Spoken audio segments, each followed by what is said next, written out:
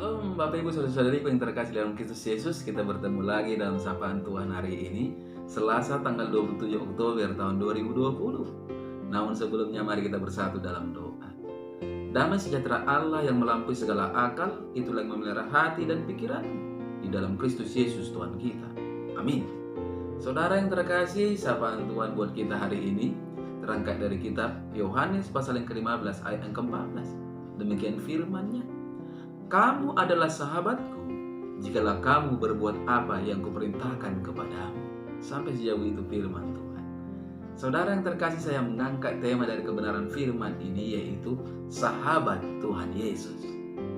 Saudara yang terkasih dalam Kristus Yesus berbicara sahabat, tentu kita harus memahami apa itu arti sahabat. Mengapa Yesus menekankan pentingnya arti sahabat atau persahabatan? Kristus mengingatkan makna kata sahabat dalam hal ini. Sahabat adalah seorang yang kepadanya kita bersedia mengorbankan nyawa sekalipun. Tuhan Yesus memberikan syarat terhadap persahabatannya dalam sapaan kita saat ini. Dikatakan dalam Yohanes 15 ayat ke-14, kamu adalah sahabatku jikalau kamu berbuat apa yang kuperintahkan kepadamu. Tuhan Yesus meminta kepada sahabatnya sebuah komitmen untuk melakukan apa yang Dia perintahkan. Persahabatan memang membutuhkan komitmen, saudara-saudara. Komitmen untuk mempertahankan persahabatan itu. Komitmen untuk berbagi dan saling menerima dari seluruh potensi yang dimiliki oleh seorang manusia. Persahabatan juga memerlukan kepercayaan. Sebab persahabatan yang tulus dan mendalam lahir dari keinginan menerima apapun adanya keberadaan sahabatnya. Persahabatan saudara-saudara diperlukan tidak hanya sebatas pencapaian cita-cita, tetapi semua aspek kehidupan kita. Mempertahankan persahabatan dilakukan dengan berkomunikasi terus terang atau terbuka namun asertif. Berani mengatakan apa adanya, baik yang buruk sekalipun. Sebab tujuannya saudara-saudara adalah untuk mempertahankan persahabatan itu sendiri. Persahabatan yang cerdas dan berkualitas adalah persahabatan yang dilakukan melalui kombinasi intelligent question, emotional question, and spiritual question. Bahkan sebenarnya persahabatan lebih dari itu, saudara-saudara. Sebab persahabatan sejatinya dijalin untuk merespon kehidupan menuju kehidupan berikutnya. Saudara yang terkasih dalam Kristus Yesus, dunia ini sangat sulit memiliki sahabat yang sejati. Tidak usah sejati, cukup hanya menjadi sahabat saja itu sangat sulit. Karena dunia ini memiliki nilai di mana hanya kekayaan sajalah yang bisa menambah sahabat. Dan jika kita miskin, kita justru akan ditinggalkan sahabat-sahabat kita. Namun, tidak begitu dengan Tuhan Yesus, saudara-saudara. Ia rela mati di kayu salib demi keselamatan sahabat-sahabatnya. Tidak hanya sekedar kiasan dan kata-kata, Yesus menggambarkan hubungannya dengan kita dalam tingkatan yang intim, yaitu sebagai sahabat. Bahkan saudara-saudara, dirinya lah yang terlebih dahulu memilih kita sebagai sahabat, bukan kita. Itu adalah suatu anugerah yang tak terkira, di mana Yesus Kristus telah memilih kita untuk menjadi sahabatnya. Dia adalah Tuhan dari segala Tuhan dan Raja dari segala Raja, King of the King. Namun ada syarat sederhana jika kita ingin menjadi sahabatnya, saudara-saudara. Syarat utama persahabatan dengan Yesus adalah ketaatan kita terhadap firman-Nya.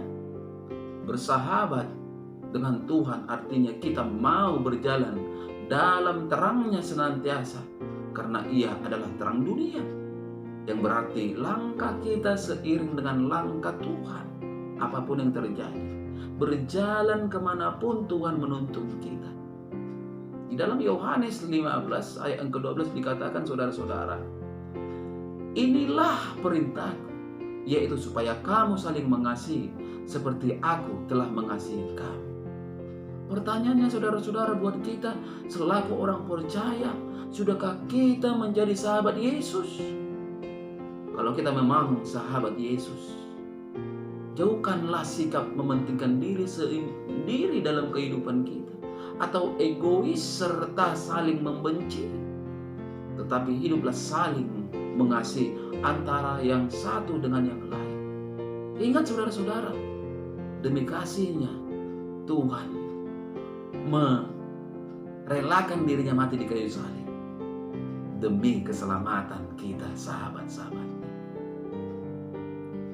Biarlah melalui kebenaran firman ini kita semakin memahami dan mengerti arti sahabat yang diperbuat oleh Tuhan Yesus kepada kita, sehingga kita benar-benar menjadi sahabat Tuhan. Ketika kita menjadi sahabatnya, kalau Yesus telah rela mati di kayu salib demi keselamatan kita, ingat saudara-saudara, Tuhan akan selalu memihak dan menolong serta membela kehidupan kita dalam situasi apapun. Amin. Kita bersatu dalam doa. Terima kasih Tuhan Yesus yang baik, oleh kebenaran dari firman-Mu yang telah berkumandang melalui media YouTube ini, yang mengajak kami Tuhan untuk menjadi sahabat Tuhan Yesus yang benar. Engkau rela mati di kayu salib demi mempertahankan persahabatan kami, demi keselamatan kami. Tuhan Yesus yang baik, penuh kasih dan penuh rahmat, mari Engkau menyatakan kebenaran firman-Mu ini melekat di dalam kehidupan setiap para pendengar dimanapun berada, sehingga nama Tuhan semakin dipermuliakan melalui kehidupan kami, sehingga terjadi hidup yang saling mengasihi antara yang satu dengan yang lain, karena ada oleh kasih-Lah Tuhan jauh hidup dari segala bencana.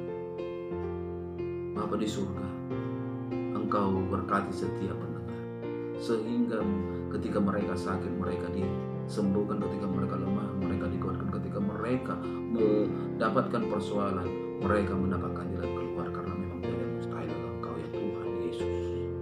Pada pagi hari ini hamba-Mu berdoa untuk setiap jemaat yang Engkau percayakan kepada hamba-Mu. Berkati mereka Tuhan di tengah-tengah rumah tangga, berkati mereka Tuhan di tengah-tengah usaha ataupun pekerjaan mereka, sehingga melalui keberadaan mereka Tuhan, nama Tuhan semakin dipermuliakan.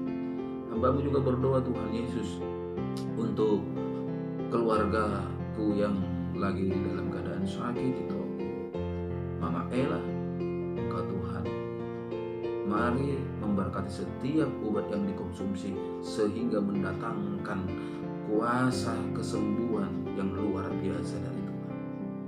Begitu juga adikku Tuhan Hermantoro Tambunan, pulihkan kesehatannya sehingga dia mampu memuji dan memuliakan nama Tuhan baik secara jasmani maupun rohani.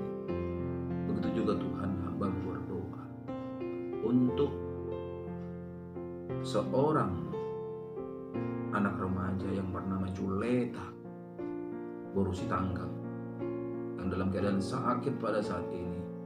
Tuhan jamah tubuhnya Bapa, sehingga segala sakit penyakit terusir dari hidupnya. Olehnya dia beroleh kesembuhan dari Tuhan. Bapa di surga, begitu juga hamba berdoa untuk setiap sahabat-sahabat dari hamba-Mu ini, keluarga dari hamba-Mu ini, dimanapun berada. Mari Engkau balut bungkus kami dengan kasih-Mu, sehingga hidup kami hanya selalu memuliakan nama Tuhan, sehingga hidup kami jauh dari virus corona, sehingga kami Tuhan menjadi pribadi yang berkemenangan dan selalu mempermuliakan nama Tuhan. Dalam nama Kristus Yesus hamba berdoa dan mengucap syukur. Amin. Salam buat kita semua, salam sehat.